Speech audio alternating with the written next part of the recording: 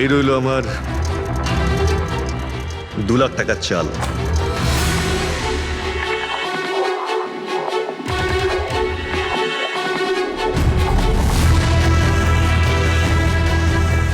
আমার 3 লাখ টাকার চাল।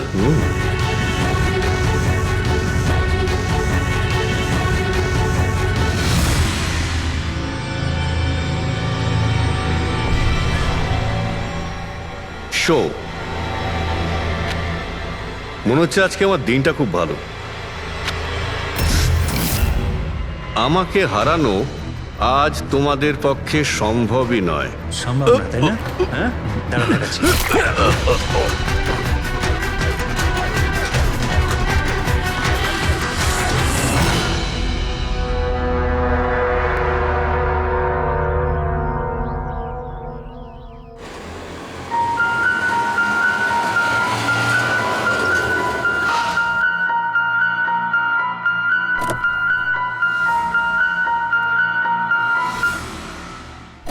চলো বাচ্চারা,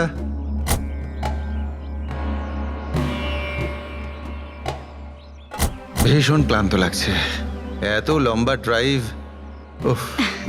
হেমন্ত, তুমি তো জানো আমরা ভ্যাকেশনে এসেছি, তাহলে কিছুদিন তুমি বিশ্রাম করে নিও। ওকে ওকে বাবা, ঠিক আছে, দরজা তো খোলো, আমি লাগেজগুলো নিয়ে আসছি। হ্যাঁ। এসো।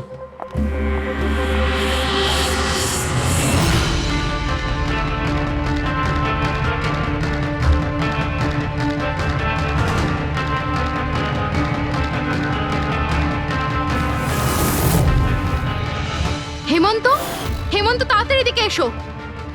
এই এই দরজাটা। তুমি ওদের গাড়িতে বসাও, আমি দেখছি।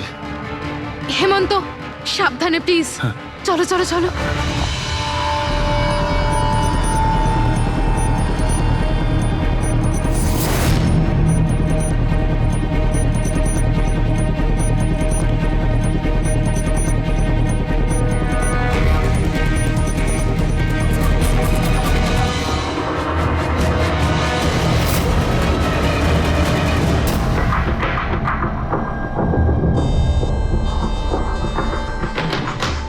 তিন চারবার আঘাত করেছে ছুরি দিয়ে।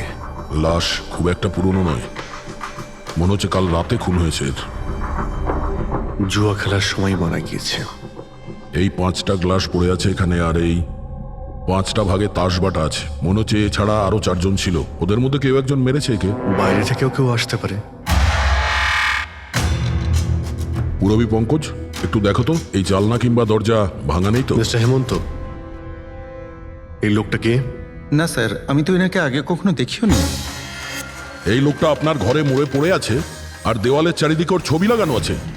এটা কি করে সম্ভব? একজন অচেনা লোক আপনার এই হলিডে হোমে এসে তাস খেলছে, মারা গেছে।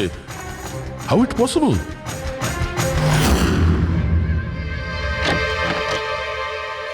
আচ্ছা, এখানে কোনো গার্ড নেই? ছিল স্যার, বহু বছর একজন গার্ড ছিল, কিন্তু ওই মাস চারেক আগে তার মৃত্যু হয়, ব্যাস তারপর থেকে আর কেউ নেই। আমি ভেবেছিলাম যে এবার একজন নতুন গার্ড রাখবো। আমায় বিশ্বাস করুন, আমি একদম সত্যি বলছি, আমি এই ভদ্রলোককে চিনিও না। উনি এখানে কি করছিলেন, ওনার ছবি এখানে কেন টাঙানো, আমি কিচ্ছু বুঝতে পারছি না।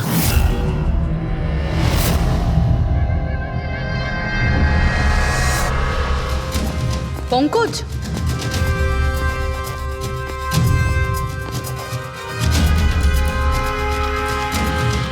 স্যার স্যার, জোর করে তো কেউ ভেতরে ঢোকেনি।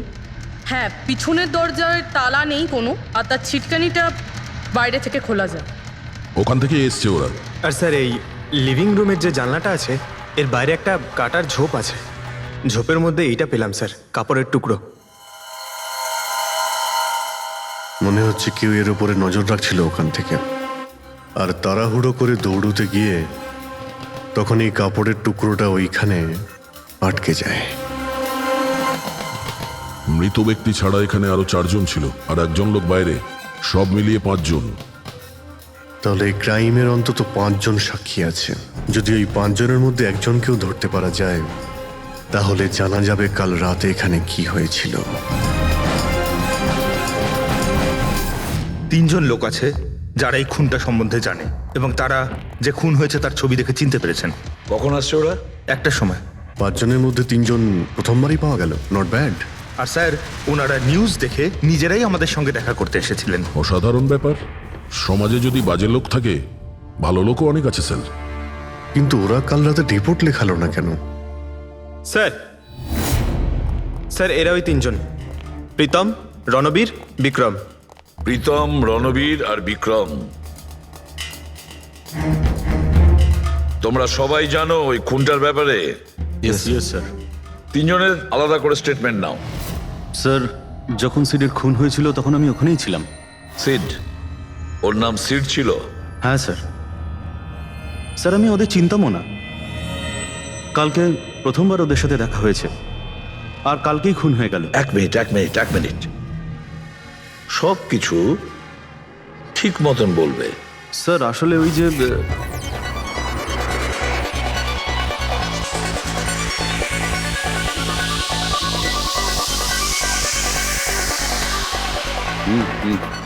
Sure sir. কি হয়েছে স্যার? আপনি বোর হচ্ছেন? ক্লাবে ভাল লাগছে না আপনার? ক্লাব? তুমি এটাকে ক্লাব বলছো? মনে হচ্ছে ক্লাব তুমি দেখোইনি। স্যার, আপনি এখানে নতুন এসেছেন, এই শহরে প্রথমবার এসেছেন? হ্যাঁ, নিউ ইয়র্কে থাকি। একটা কাজের জন্য ইন্ডিয়াতে এসেছি। কাজ শেষ হয়ে গেছে আর শহরে বসে বোর হচ্ছি। আপনার বোর্ডন দূর করার একটা রাস্তা আছে আমার কাছে। রিয়েলি? কি?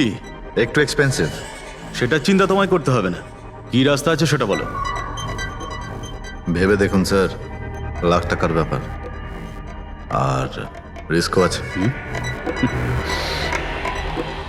জোকিং? রিস্ক নেওয়া আমার হবি, আর সেটা যদি হয় টাকার, সেটা আমার কাছে অনেক আছে। কাজটা বলো। সুপার দেন। তুমি কি ধরনের জোকিং এর কথা বলছো? এরকম কোনো ব্যাপার নেই স্যার, শুধু জুয়া খেলতে হবে। লাখ টাকা, জিতে গেলে মালামাল, আর হেরে গেলে কঙ্কাল। আর এমনিতেও আপনার টাকার তো কোনো চাপ নেই। তাহলে চলুন আমার সাথে, কাম। যাচ্ছ কোথায়? এক ভদ্রলোকের বাড়ি। ভদ্রলোকের বাড়ি? কে ভাই? ওই যে দেখতে পাচ্ছেন, ব্ল্যাক জ্যাকেট, হোয়াইট শার্ট। তাহলে ওই বারটেন্ডার তোমাকে ওর বাড়িতে নিয়ে গিয়েছিল, তারপর কি হয়েছিল? না স্যার, ও সিডের বাড়ি নিয়ে যায়নি। ও সিডের সঙ্গে পরিচয় করায়, তারপর আমরা সিডের বাংলোতে যাই।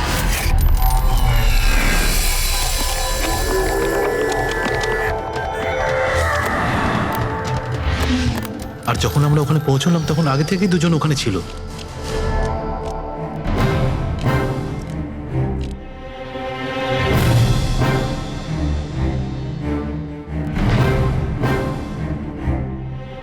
এই রইল আমার 2 লাখ টাকার চাল।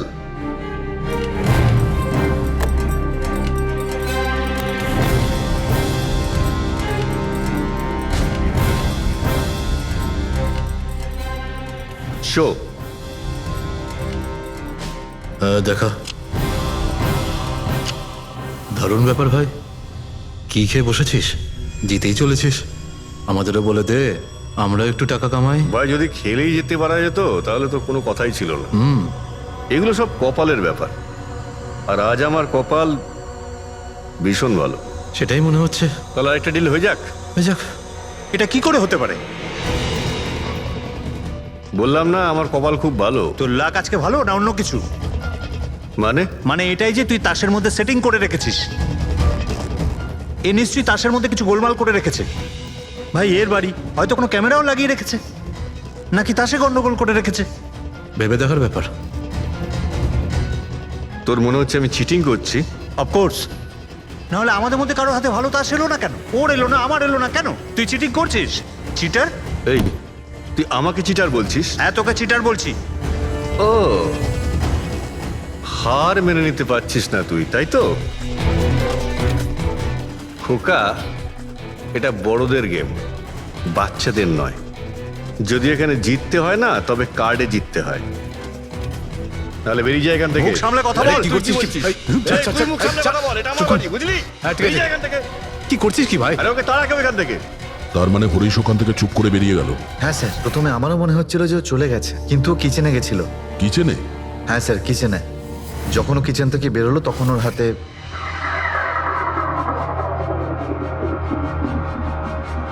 তুই আবার এসিস এখানে?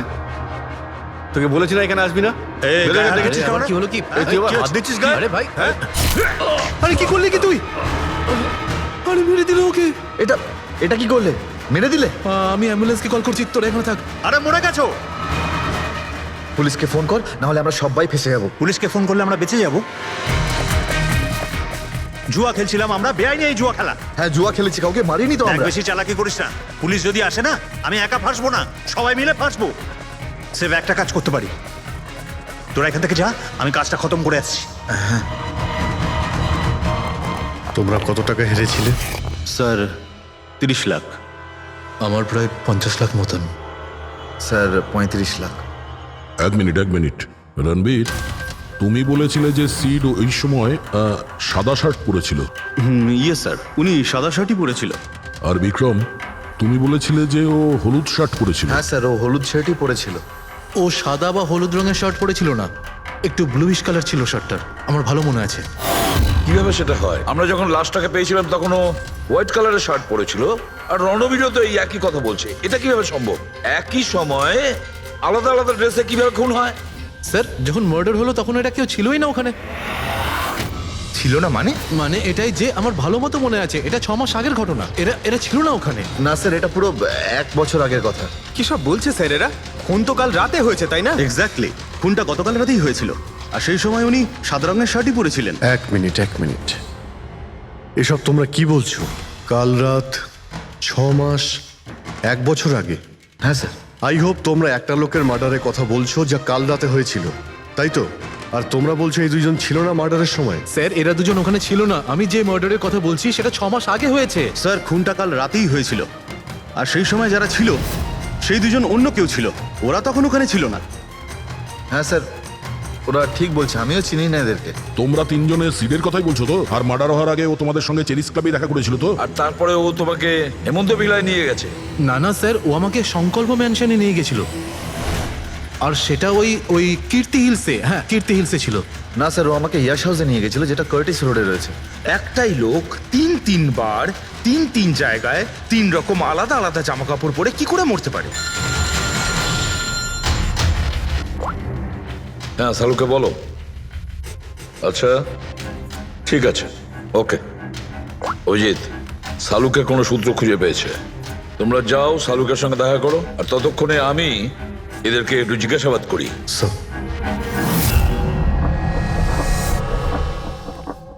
হ্যাঁ, এসো ভাই, এসো। দেখো আমি কি পেয়েছি। আরেকটা কথা বলতে হবে, এই কেসটা বড় অদ্ভুত। হ্যাঁ ডক্টর সালুকে, কেসটা তো খুবই অদ্ভুত, আর যেগুলো আমরা জানতে পেরেছি ওগুলো। আরে না ভাই, ওইটাও তো অদ্ভুত নয়, আমি যেটা তোমাদের বলতে যাচ্ছি সেটা অদ্ভুত। হ্যাঁ, কি হলো? তুমি এদিক ওদিক কি দেখছো? কিছু না। ঠিক তো? না, আমি আপনার কথাই শুনছি। কি বলছেন স্যার? ও আচ্ছা, হ্যাঁ, তো আমি কি বলছি? ও হ্যাঁ, অদ্ভুত। দেখো, আমি এর রক্তের সঙ্গে সঙ্গে রক্তের মতো আর একটা জিনিস পেয়েছি। রক্তের মতো? স্যার আপনার সন্দেহ একদম ঠিক ছিল, এটা ডাই ছিল। আরে সারিকা, তুমি এসে গেছো? মানে আমি বলতে চাইছি, কি বলছো তুমি? লাল ডাই? কি করে? আরে বাহ, কনসেন্ট্রেশন ফিরে পেয়েছো তুমি? আরে আমার কনসেন্ট্রেশন কোথায় গিয়েছিল? তোমরা সব সময় না আমার পিছনেই পড়ে থাকো। ও আচ্ছা। আমি সিডের বডি থেকে এই প্লাস্টিক ব্যাগটা পেয়েছি। এই ব্যাগ ওর শার্টের ঠিক নিচে ওর বডির সাথে টেপ দিয়ে আটকানো ছিল, আর এই ব্যাগটাতেই একদম রক্তের মতো ডাই রাখা হয়েছিল। এটা তো ঠিক ওই রকমই যেটা ফিল্মের শুটিং এ ইউজ করা হয়। বা হয়তো নাটকে। নাটক? হ্যাঁ, নাটকে। যতদূর আমরা জানতে পেরেছি তাতে এটা পরিষ্কার যে সিড একজন ঠক ছিল। সিডা তার সঙ্গীরা মিলে জুয়া আর মার্ডারের নাটক করে লোকেদের ঠকাতো। তার মানে এসবের মধ্যে ওই বারটেন্ডারও যুক্ত ছিল। ও জেনে বুঝে বড় লোকদের ফাঁসিয়ে এখানে এই কার্ড পার্টিতে পাঠাতো, আর তারপরে এই মার্ডারের নাটক। তো এই জন্য রণবীর, বিক্রম আর প্রীতম আলাদা আলাদা জায়গায় আলাদা আলাদা সময় এর মার্ডার দেখেছে। আর ওরা এসব অনেক আগে থেকেই করছে, কিন্তু কাল রাত ওদের নাটক বাস্তবে পরিণত হয়।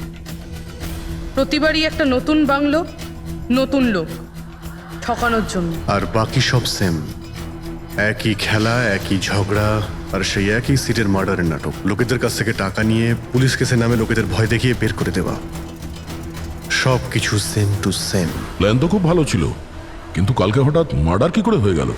কারণ কালকে রাতে একটা গন্ডগোল হয়েছে। মানে? 1 মিনিট।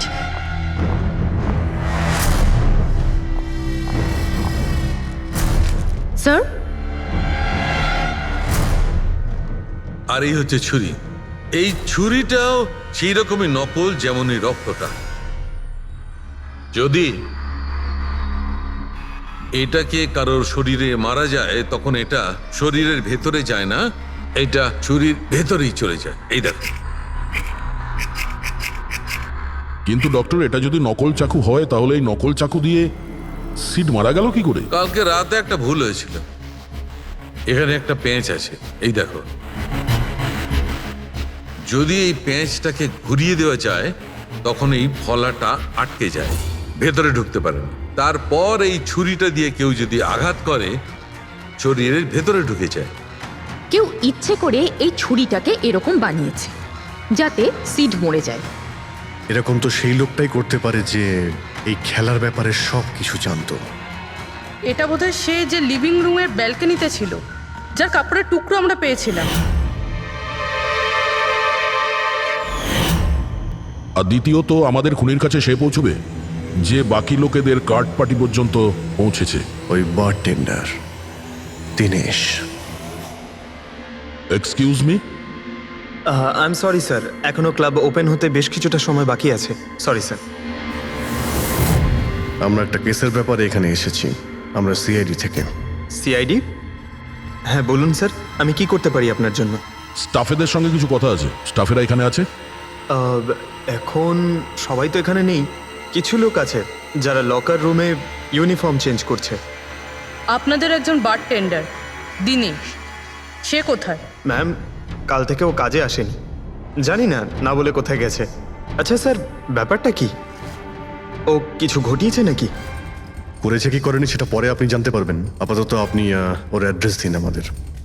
স্যার, ও এখানে যে অ্যাড্রেস দিয়েছিল সেটা ভুল অ্যাড্রেস। অ্যাকচুয়ালি ও যখন উধাও হয়ে গিয়েছিল এখানে অ্যাড্রেস বুক থেকে ওর সব ডিটেলস বার করেছিলাম আমি, কিন্তু তারপর দেখলাম যে অ্যাড্রেসটা ভুল। আপনি চাইলে আমি আপনাকে অ্যাড্রেসটা দিতে পারি, কিন্তু আমার মনে হয় না আপনি ওকে ওখানে খুঁজে পাবেন। আপনি যখন কাউকে কাজে রাখেন তখন তাদের ডিটেলস নিয়ে রাখেন না? আপনি কি জানেন আপনার এই বারকে সামনে রেখে ও লোককে ঠকাতো? হোয়াট? আর আমরা এখন ওকে একটা খুনের ব্যাপারে খুঁজছি। Murder? I am sorry ma'am, আমি সত্যি জানতাম না। সেই জন্যই আগে থেকে ভালো করে খোঁজ নিতে হয়। রুলসগুলো আপনার ভালো করে ফলো করা উচিত ছিল। আগে থেকে এগুলো করলে আজকে এরকম প্রবলেম হতো না। I am sorry sir. আচ্ছা, এই দিনের সম্পর্কে আর কি বলতে পারো? কিছু জানো ওর সম্পর্কে? না স্যার, তেমন বিশেষ কিছু নয়, কারণ ও খুব কম কথা বলতো, বেশিরভাগ চুপ করেই থাকতো। সেই জন্য ওর বন্ধু কম ছিল, শুধু এক মেয়ে ছাড়া, মানসী। ও এখানে ওয়েট্রেসের কাজ করে। ওদের মধ্যে ভালো ভাব ছিল, যদিও ওরা দুজনে কোনোদিন এটা প্রকাশ করেনি, কিন্তু আমার মনে হয় যে ওদের মধ্যে প্রেমের সম্পর্ক ছিল। তো আপনি মানসীকে জিজ্ঞেস করেননি কি ছিল ওদের মধ্যে? জিজ্ঞেস করেছিলাম ওকে, কিন্তু ও নিজেও জানে না। কোনো ব্যাপার না, মানসীকে একবার ডাকুন তো। ঠিক আছে স্যার। স্যার, মানসী। মানসী, দিনেশ তোমার বন্ধু ছিল? ছিল মানে? ও ঠিক আছে তো? দেখো, একটা খুন হয়েছে, আমরা সন্দেহ করছি দিনেশ ওটাতে ইনভলভ আছে। আমরা ওকে খুঁজছি। তুমি জানো কোথায় আছে ও? আমি নিজেই অনেক টেনশনে আছি, ওর ফোনও লাগছে না। আর ও এখানে যে অ্যাড্রেসটা দিয়েছিল সেটাও নকল। আর আপনারা বলছেন যে ও কোনো মার্ডারের সাথে যুক্ত? আচ্ছা, আপনি তো ওকে খুব ভালো করেই জানতেন না? হ্যাঁ স্যার, আমরা একে অপরকে ভালোবাসতাম আর আমরা বিয়েও করতে চলেছিলাম। সেই জন্য ও কিছু টাকা জোগাড় করতে চাইছিল। আচ্ছা, ও এই টাকাটা ক্লাবের চাকরি থেকে জমাচ্ছিল নাকি অন্য কোনো সাইড বিজনেস ছিল ওর? চাকরি ছাড়া ও শেয়ার বিজনেসে ও টাকা লাগিয়েছিল। আর আমাকে বলতো যে ও অনেক টাকা রোজগার করছে, আমাকে দামি দামি গিফট দিত, আর দামি দামি রেস্টুরেন্টও নিয়ে যেত। তো ও তোমায় ওর ঠকানোর বিজনেসের ব্যাপারে কিছুই বলেনি? ওর কোনো ছবি আছে তোমার কাছে? হ্যাঁ আছে।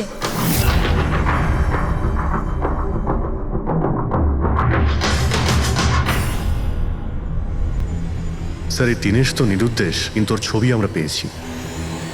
এটাকে আমরা সার্কুলেট করে দিচ্ছি। স্যার এই দীনেশ তো নিরুদ্দেশ, কিন্তু ওর ছবি আমরা পেয়েছি। এটাকে আমরা সার্কুলেট করে দিচ্ছি।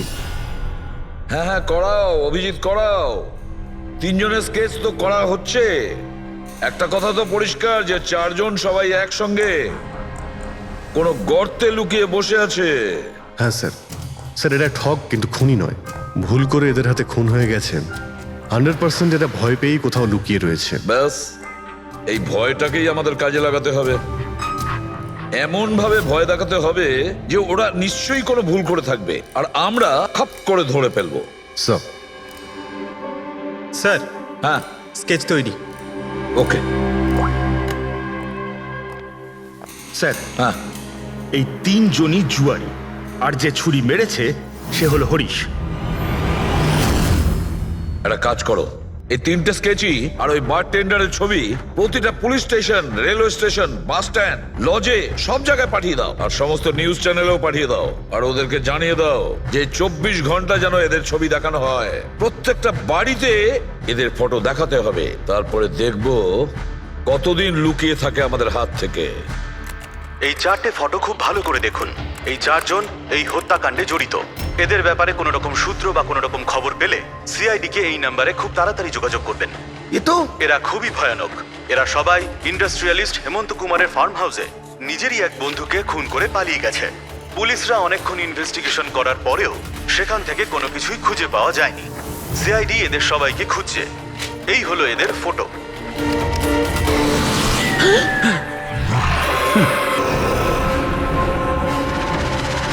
ভাই শোন না, ম্যাচটা চালু কর না, ম্যাচ হচ্ছে। এরা সবাই ইন্ডাস্ট্রিয়ালিস্ট হেমন্ত কুমারের ফার্ম হাউসে নিজেরই এক বন্ধুকে খুন করে পালিয়ে গেছে। সিআইডি এদের সবাইকে খুঁজছে। এই হলো এদের ফটো।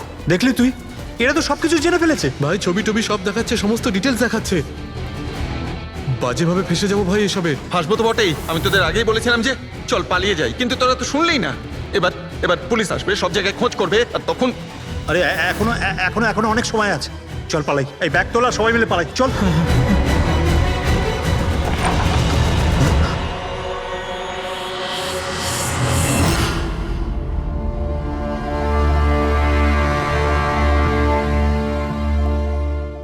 স্যার সিট তো আমার খুব ভালো বন্ধু ছিল, আমার পার্টনার ছিল, সব কিছু ঠিকঠাক চলছিল। এতদিন ধরে কোনো গোলমাল হয়নি। ওই রাতে কি যে হলো, আমি তো অন্যান্য বারের মতোই নকল ছুরিই মেরেছিলাম, কিন্তু মানে জানি না কিভাবে মরলো, আমি জানি না। এও জানে না। ওসব নাটক বন্ধ করো আর সত্যি করে বলো। বলো স্যার, আমরা ধনী আর এনআরআই লোকদের বোকা বানিয়ে ঠকাতাম, আর দিনেশ ওই জেডিস ক্লাব থেকে এই ধরনের বোকাদের সিডের কাছে আনতো। তারপর আমরা সেই বড় লোক এনআরআই লোকগুলোকে কোনো খালি নির্জন বাংলোয় নিয়ে যেতাম, যেটা আমরা প্রথম থেকেই সিডের বাংলোর মতো সাজিয়ে রাখতাম। হ্যাঁ স্যার, আমার একটা বিজনেসও আছে স্যার, রিয়েল এস্টেটের বিজনেস। তাই স্যার এই কাজের জন্য এরকমই খালি শুনশান বাংলোর খোঁজ করতাম আমি স্যার, আর তারপর অ্যাভেলেবেল করাতাম এই কাজের জন্য স্যার। স্যার প্রথমে আমরা মুরগিকে জিততে দিই, আর তারপর যখন সে ভরসা পেয়ে যায় তখন সিট জেতা শুরু করে দেয়। এই সব কিছু প্ল্যান থাকতো স্যার, সিট জিততেই থাকতো, আর ওরা আমার মধ্যে ঝগড়া শুরু হতো, আর আমি রেগে গিয়ে ওকে খুন করে দিতাম, মানে মিথ্যে করেই। এসব দেখে ধনী এনআরআই লোক ঘাবড়ে যেত আর ওদের টাকা পয়সা ফেলে পালিয়ে যেত। ওঠে পর নাটক শেষ, চলে গেছে ও।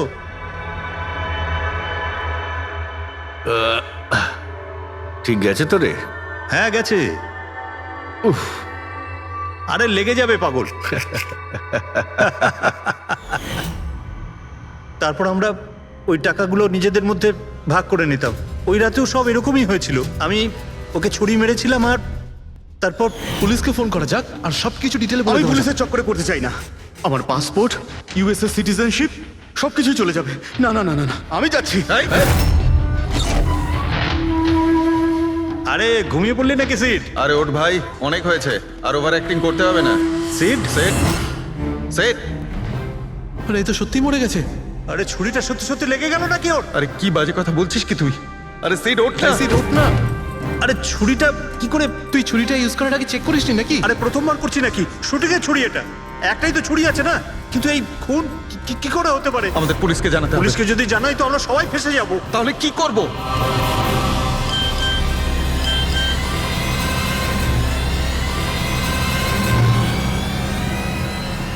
তোর খেলাটা ভেস্তে গেছে ভাই। কি? এই এই এটা দেখ, এই যে ফটো আছে। আরে আমি এই ফটোগুলো এখনই পাঠাচ্ছি পুলিশের কাছে অ্যাড্রেস সহ। ওরা এক্ষুনি ওখানে এসে পড়বে। তোর খুব শখ হয়েছিল না খেলার? এবার দেখি পুলিশের সাথে কেমন লুকোচুরি খেলিস। তুমি বলছো যে তোমরা ওখানে টাকা ফেলে পালিয়ে গিয়েছিলে? হ্যাঁ স্যার, পুরো 90 লাখ টাকা ছিল স্যার। আমরা সব ফেলে পালিয়েছিলাম। কিন্তু আমরা তো ওখানে কোনো টাকা পাইনি। আমি কিছু জানি না ম্যাম, ওই টাকাটা কোথায় গেছে, ওই নকল ছুরিটাই বা আসল কি করে হয়ে গেল, সিডের খুন কি করে হয়ে গেল, আমি কিচ্ছু জানি না ম্যাম। কেউ তোমাদের জালে তোমাদেরই ফাঁসি দিয়েছে, বুঝেছো? দেখো, এমন কেউ আছে যে তোমাদের এই খেলার ব্যাপারে সব কিছুই জানতো। ওই ছুরিটা নিয়ে কোনো গন্ডগোল করেছিল আর তাতেই সিট মারা যায়। আর ওই দিনেশ, ও কোথায়? সিড মারা যাওয়ার পর আমি দিনেশকে ফোন করেছিলাম। আমার কথা শুনে ও খুব ঘাবড়ে গেছিল। বলল কি যে ওই শহর ছেড়ে চলে যাবে। দিনেশ তো তখন থেকেই উধাও। তাহলে কি পুরো প্ল্যানটা আবার দিনেশ করেনি তো?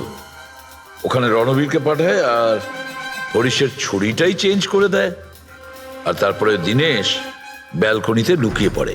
আর ওখান থেকে দিনেশ ফটো তুলেছে স্যার, আর হরিশকে পাঠিয়েছে, আর তারপর বলেছে যে পুলিশ আসছে, তাই এরা সব ভয় পালিয়ে গেছে। 90 লক্ষ টাকা ছেড়ে পালিয়ে গেছে। তার মানে দিনেশ আমাদের সাথে বেইমানি করেছে। বাহ, সবাইকে ঠকায় যে লোক, যখন তাদের সাথে এরকম হলো খারাপ লাগছে।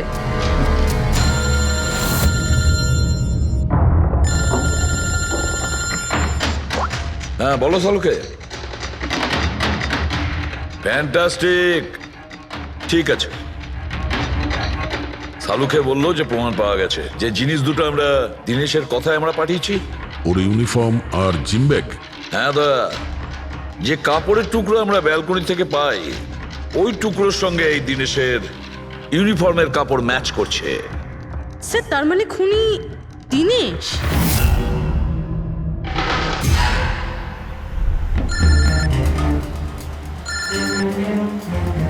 ACP sir, hello. কি জিটি রোড? ঠিক আছে স্যার, ওকে ওকে। জিটি রোডে যেতে হবে। দিনেশকে জিটি রোডের বাজারে দেখা গেছে।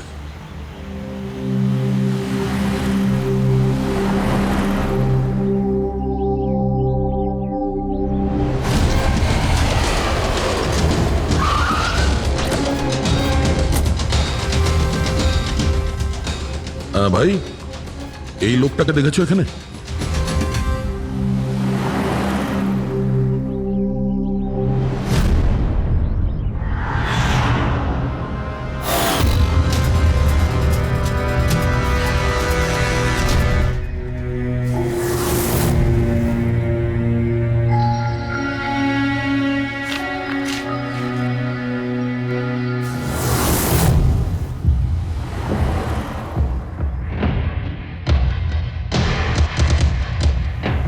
আচ্ছা এই যে দাদা, একে দেখেছেন? হ্যাঁ দেখেছি তো।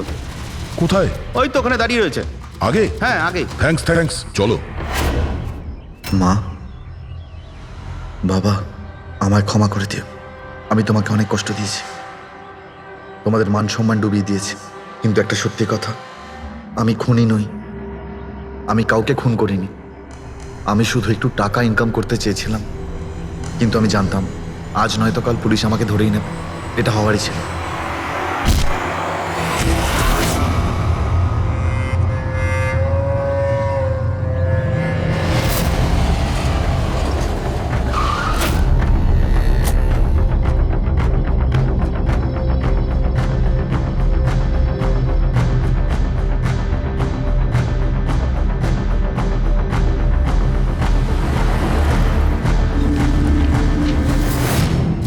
ক্ষমা করে দাও। এই বদনাম নিয়ে বেঁচে থাকার থেকে মরে যাওয়া ভালো। স্যার আমরা সিসিটিভি ফুটেজ চেক করে দেখেছি, ওকে দেখে ওখানে ডিপ্রেসড মনে হচ্ছিল। স্যার মনে তো হচ্ছে না কেউ ওকে ফোর্স করেছিল, ও নিজের ইচ্ছেতেই মারা গিয়েছে। সুইসাইড নোট পড়ে তো মনে হচ্ছে স্যার ও এই কাজের ব্যাপারে খুব লজ্জিত ছিল। ও এ ব্যাপারে জড়িত তো ছিল, কিন্তু সিটকেও মারেনি। স্যার দিনেশ নয় তো আর কে হতে পারে?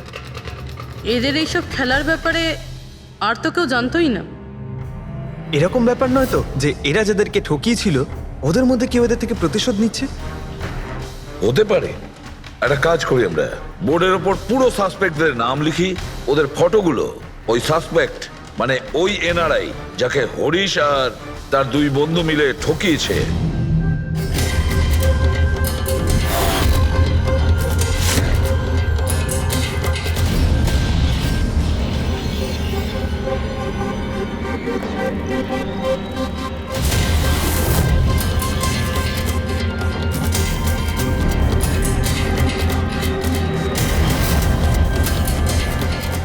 স্যার এই হলো সেই সমস্ত লোকগুলো যারা এই কেসের সঙ্গে জড়িত।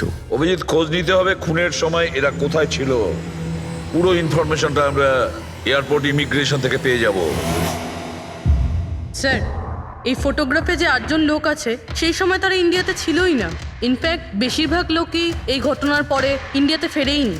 শুধু এই 4 জন ছাড়া এই 3 জন সাক্ষী, বিক্রম, রণবীর, প্রীতম আর মিস্টার রানা। স্যার এক্ষুনি আমি মিস্টার রানার বাড়িতে ফোন করেছিলাম, ওনার ওয়াইফ ধরেছিলেন, বললেন যে 3 বছর আগে উনি মারা গেছেন, আর 3 বছর আগে এরা ওনাকে ঠকিয়েছিল। উনি এই গিল্ট ফিলেই ভুগতেন যে ওনার সামনে কেউ খুন হয়ে গেছিল আর উনি কিচ্ছু করতে পারেননি, যার জন্য উনি নেশার কবলে পড়েন। আর তাহলে বাকি থাকলো 3 জন সাসপেক্ট, প্রীতম, রণবীর আর বিক্রম। প্রীতম আর বিক্রম এরা তো দেশের মধ্যেই ছিল কিন্তু এই শহরে ছিল না। এবার এই রণবীরই শুধু বাকি থাকলো। রণবীর তো নিজেই ওখানে ছিল, ওই ফটোতেও ছবি আছে। হ্যাঁ স্যার, ও একই সাথে ব্যালকনি আর হল তাতে থাকতে পারে না, এটা অন্য কেউই হবে। তাহলে কে হতে পারে এই খুনি?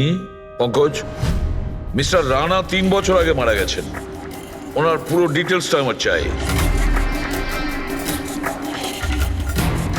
স্যার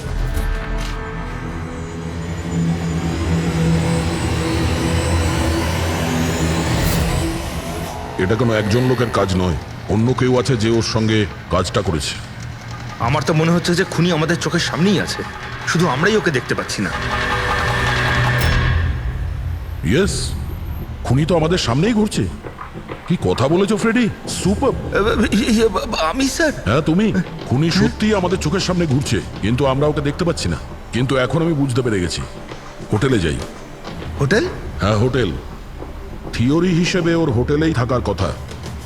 একবার যদি জানতে পারি যে খুনি ওই, তাহলে ওর সঙ্গী আর জুয়োর টাকা সব পেয়ে যাবো। তাহলে চলুন স্যার, তাড়াতাড়ি যাওয়া যাক আর ওকে ধরে ফেলি গিয়ে। ধরবে না ওকে, ওর ওপর নজর রাখতে হবে। আর হ্যাঁ, যদি বেশি চালাকি করে তাহলে ছাড়বো না ওকে।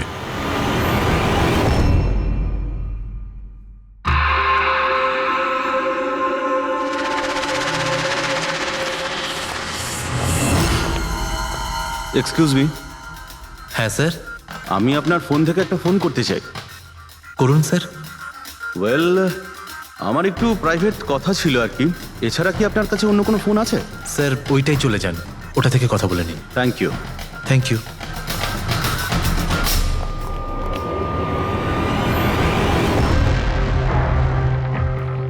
শোনো ভাই। হ্যাঁ স্যার। আমরা সিআইডি থেকে আসছি, আমরা এই লোকটাকে ফলো করছি। এই লোকটা যে কথা বলছে ওটা আমাদের শুনতে হবে যে কি কথা বলছে। স্যার ওই ফোনটা এই ফোনটার সাথে কানেক্টেড। আমার মনে হচ্ছে সিআইডি কিছুই জানতে পারেনি। প্ল্যানটা সাকসেসফুল। আমাদের প্ল্যানটা খারাপ করার শুধু একটাই লোক ছিল, আর সে ছিল দিনেশ। আরও সেটার উপযুক্ত শাস্তি পেয়ে গেছে। So there is nothing to worry about. You don't worry, আমি যদি কিছু জানতে পারি তোমাকে জানাবো। I love you two.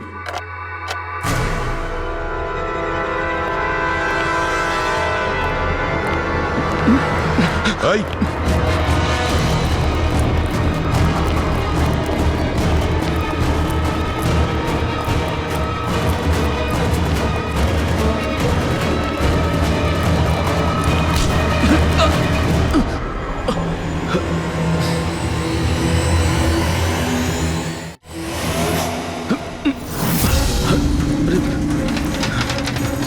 আমি আপনাদেরকে কিচ্ছু বলতে পারবো না, আমি এই ব্যাপারে কিচ্ছু জানি না। তুই কিছু বলিস আর না বলিস, তুই ফোনে যা কথা বলছিলি না ওটা আমরা সবাই শুনে নিয়েছি, বুঝলি? শুধু এটা বল, টাকা কোথায়? হ্যাঁ, দেখো, মুখ বন্ধ করে কেন নিজের জীবনের সর্বনাশ ডেকে আনছো? তোমার মঙ্গল এতেই, চুপচাপ যা জানো সব বলে দাও। টাকাটা ওর কাছে রয়েছে।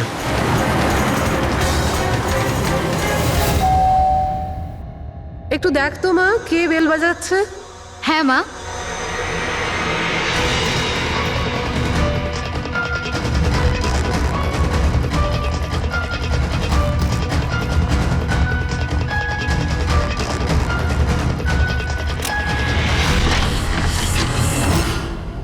হাই, চিনতে পেরেছো? স্যার, মানসী। অ্যাকচুয়ালি আমরা আপনার বাড়ির তল্লাশি নিতে চাই। Search warrant. কি ব্যাপার, আপনারা কারা? সিআইডি, আমাদের কাছে আপনার বাড়ির তল্লাশির অর্ডার আছে। কিন্তু আমরা কি করেছি? আপনারা এখানে কেন এসেছেন? খুব তাড়াতাড়ি জানতে পারবে। চেক করো।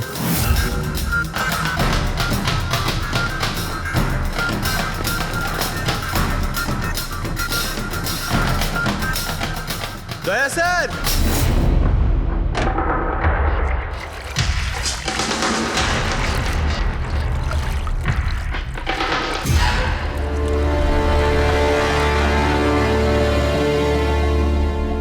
চলো।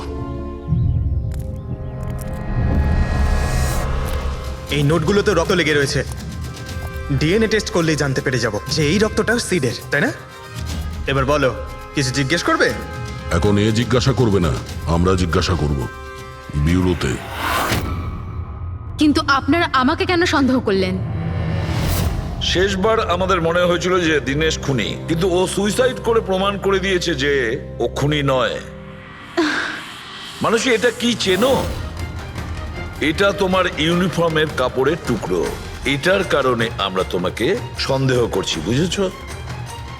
আর তারপর আমরা এইটা খোঁজ লাগালাম যে তুমি এরকম কাজ করলে কেন। আপনি জানতেন যে আমি এসব কেন করেছি? মিস্টার রানা, আপনার বাবা ছিল, রাইট? হ্যাঁ, উনি আমার বাবা ছিলেন, আর ওনার প্রাণ সিড আর ওনার সঙ্গীতের জন্য গেছে। উনি ওই ঘটনাটা কিছুতেই ভুলতে পারেননি। আর উনি একজন ডায়াবেটিসের রোগী ছিলেন। তারপরে উনি প্রচুর ড্রিঙ্ক করতে শুরু করে দিয়েছিলেন। উনি কি জানতেন এগুলো যা হচ্ছে সেগুলো সবই নাটক? না, উনি কিছুই জানতেন না। যদি এটা জানতেন তাহলে নিজের প্রাণ নিতেন না। উনি তো এই সব কিছুকে সত্যি মনে করতেন। ইউএসএতে ছিলাম আমি, যখন মা আমাকে কল করলো। বাবার অবস্থা খুব খারাপ ছিল। যখন আমি ইন্ডিয়া আসলাম তখন উনি আমাকে বললেন যে আমাকে ওনার কোনো অসম্পূর্ণ কাজ পূর্ণ করতে হবে আর ওনার অপরাধীদের শাস্তি দিতে হবে। তারপরে আমিও বাবাকে প্রমিস করেছিলাম যে আমি ওনার অসম্পূর্ণ কাজ শেষ করব। তারপরে উনি আমাদের সবাইকে ছেড়ে চলে গেলেন। তারপরে তুমি কি করলে? তারপরে আমি খোঁজ করা শুরু করি, কিন্তু ওই সময় এরকম কোনো কেস রেজিস্টারই হয়নি। কিন্তু পরে আমার মনে পড়েছিল, বাবা বলেছিল যে এই জেডিস ক্লাবে দিনেশ ওনাকে সিডের সাথে দেখা করিয়েছিল। তো এইভাবে তোমার সঙ্গে দিনেশের দেখা হয়? হ্যাঁ, তারপরে আমি ওখানে ওয়েটারে চাকরি করা শুরু করি। দিনেশকে নিজের বন্ধু বানাই আর ধীরে ধীরে ওর কাছে আসতে থাকি। তারপরে পুরো বিষয়টাই আমি বুঝতে পেরেছিলাম যে কিভাবে ওরা আমার বাবাকে বোকা বানিয়ে আমার বাবার থেকে টাকা নিয়েছিল। কিন্তু আইনের কাছে সাহায্য চাওয়ার বদলে তুমি আইন নিজেই হাতে নিয়ে নিলে। বেইমানির বদলে বেইমানি। দিনেশের সঙ্গে তুমি ভালোবাসার নাটক করেছিলে। হ্যাঁ, আমি নাটক করেছি। ওদেরকে উপযুক্ত শাস্তি দেওয়ার জন্য আমি এটা করেছিলাম। আর এতে তোমার সাহায্য করেছে তোমার প্রেমিক, তোমার আসল বয়ফ্রেন্ড।